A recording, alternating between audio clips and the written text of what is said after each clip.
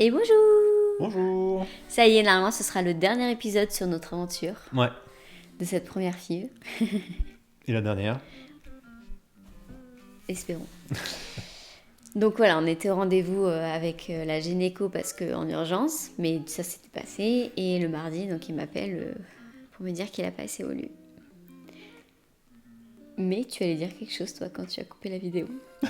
Je sais plus. Ah non, je voulais dire mais la suite au prochain épisode. Et du coup, là, ça fait interminable. Grave. Mais non, mais du coup, bah, coup de massue encore pour nous. Hein. Oui. Franchement, on s'y attendait quand même pas du tout. Mm.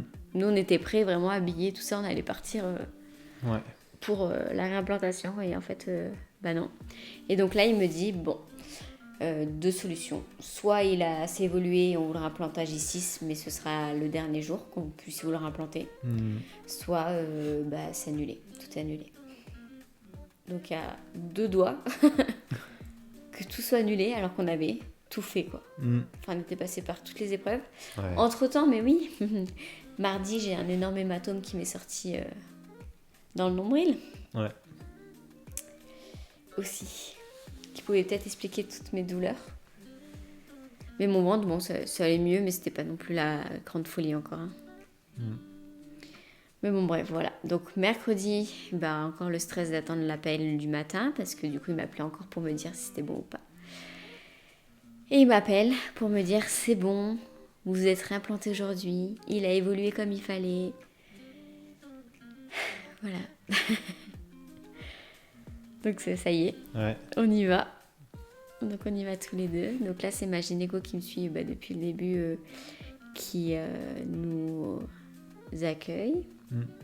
Je lui montre mon hématome quand même parce qu'elle elle était inquiète vu qu'on l'avait appelée un peu en urgence le lundi et qu'elle est très humaine, bah du coup elle était hyper inquiète. Mais je lui disais quand même que ça allait mieux, mais voilà, je lui montre l'hématome, elle était choquée. Ouais, elle a bugué. Elle n'a pas compris comment c'était possible d'avoir un hématome comme ça alors que elle me disait, enfin, on vous appuie peut-être un petit peu sur le ventre, mais déjà, c'est pas à ce niveau-là. Et... et pas de la faire un hématome comme ça. Ouais, parce qu'il est balèze, celui-là. Ouais. Mais bon, on s'en fout, on y est. On est jour J. Donc là, donc on est dans une petite salle. Elle a son matériel d'échographe. Mm. Et il y a une petite télé en haut. Et elle nous dit que, bah voilà, sur la télé, elle va montrer le laboratoire où en fait, il y a notre petite cellule. Moi, j'avais pas compris ça au début, d'ailleurs. Ah ouais, t'avais compris quoi? Bah, je pensais que c'était elle qui faisait... Le transfert? Ouais, mais du coup...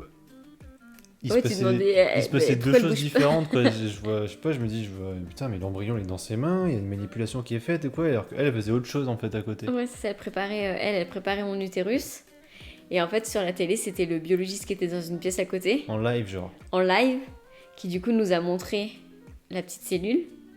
Nous deux gaga, alors que bah, c'est une cellule, mais on était là. Oh. Et Marine était en mode, oh, il est trop mimes. C'est une cellule, hein. Pour le coup, Bah oui, bah voilà, c'est notre futur bébé, on va dire. Et donc, on le voit le prélever, enfin l'aspirer. Après, il y a le biologiste qui arrive dans la salle avec sa petite pipette, enfin sa longue pipette, qui la donne au gynéco. Et après, c'est la gynéco qui vient du coup la réimplanter directement dans l'utérus. surtout que moi, j'étais calé au niveau de la porte. Ouais. Donc lui, il rentre. Et je fais, qui c'est qui me pousse? En fait, c'est lui qui veut juste rentrer faire son taf. Je m'étais calé derrière la porte et je me suis dit, oh, ça se trouve, il a bougé l'embryon et il va mourir à cause de moi. Mais en fait, non. Bah en tout cas, après on sait pas ce qui s'est passé. D'accord, c'est vachement rassurant. C'est super. Non mais parce que du coup en fait elle le réimplante, mais elle nous dit qu'elle redonne la pipette au biologiste qui va vérifier juste qu'elle soit plus, enfin que Ah oui. la petite cellule ne soit plus dans la pipette. Pour être sûr déjà qu'il soit plus dans la pipette. Mais on sait pas ce qui s'est passé entre le moment où lui il l'a récupéré dans la pipette et qu'il est venu jusqu'à la salle. Ça se trouve d'ici là il est tombé déjà. Enfin bon bref. On essaie de pas penser au pire mais on sait pas. D'accord. Mais bon, mais pourquoi tu fais les Non, mais données? ça me fait peur. Mais c'est toi qui l'as dit en plus. Non, non, mais je veux dire, c'est en mode. J'ai pas compris ça, moi, à ce moment-là. Moi, dans ma tête, j'étais en mode juste, il est secoué, tu sais, en mode. Il a juste été secoué, mais ça se trouve, ouais, t'as raison, il est tombé à cause de moi, genre. Bah, pas à cause de toi, tu es pour rien. Un peu près. Mais bon, bref. Donc, lui va vérifier. il remet sous le microscope, il regarde tout. Et donc il dit à la gynéco que c'est bon, il n'y a plus en tout cas la cellule dans le tube, donc pour elle, elle a fait son taf. Donc là, elle part et nous, on doit rester 15 minutes les pattes en l'air. Alors, juste toi. Parce que moi, si j'ai les jambes en l'air aussi, c'est bizarre quand même. Ça va toi? Bah, moi, ça va. Bon, moi, j'avais les pattes en l'air, voilà, et je devais attendre 15 minutes pour espérer qu'il soit bien dedans et qu'il s'accroche. Voilà, on part. Puis depuis, ils m'ont oublié. Voilà, fin de l'histoire. Merci à tous.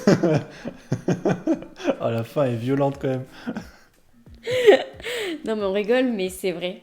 Ah oui, ouais, pour le coup, ouais. Pour le coup, ils m'ont vraiment oublié parce que normalement, il y a quand même un suivi sur l'application où ils me disent quand est-ce que je suis censée faire ma prise de sang pour vérifier si je suis enceinte ou pas. Que là, j'ai des traitements en parallèle. Je dois prendre de l'acide folique et de la progestérone pour qu'il s'accroche. Mais pareil, ça, je le sais parce qu'ils me l'ont dit à l'oral, mais ils n'ont pas du tout dit sur l'application alors qu'en fait, c'est censé être sur l'application. Donc là, ils m'ont vraiment complètement oublié.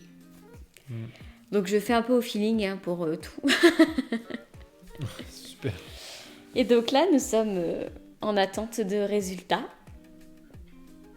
C'est long. Ça fait que 5 jours. Mais c'est super long. C'est déjà trop long. Ouais, mais vraiment. Mais bon. C'est trop long. Faut laisser la nature faire son travail. Hein. Tout à fait. Mais il faut attendre 15 jours. Ouais. 15 jours, Bon, on peut faire un test. Mais dans tous les cas, je dois faire une prise de sang. Bon, après, nous connaissant, on va faire un test, je pense. Quand ça? Le jour J, avant d'aller faire la prise de sang. Parce que là, si on le faisait maintenant, ça servait à rien. Non, pas maintenant. Oui. Mais voilà. Donc, on vous fera peut-être une vidéo pour vous dire ce qu'il en est. Peut-être pas tout de suite. Que ce soit positif ou négatif, parce que dans tous les cas, il va falloir digérer. Si c'est positif, vivre notre émotion à fond et notre parcours à fond, quoi. Enfin, la joie, là, tout. Et si c'est négatif, essayez de pas trop déprimer. Ouais. Donc on verra bien. Mais bon, on espère que ça va être positif. De toute façon...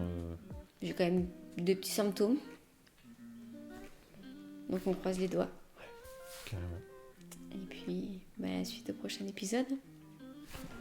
Merci de nous avoir suivis dans cette aventure et à bientôt. Ciao.